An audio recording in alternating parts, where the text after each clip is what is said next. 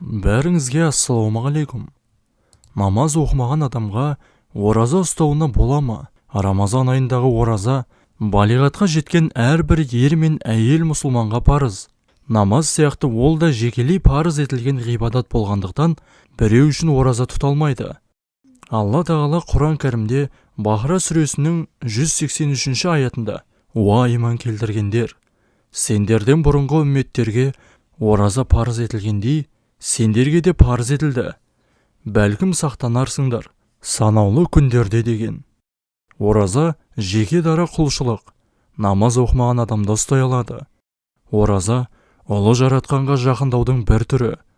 Мұны болмайды деп тыю дұрыс емес.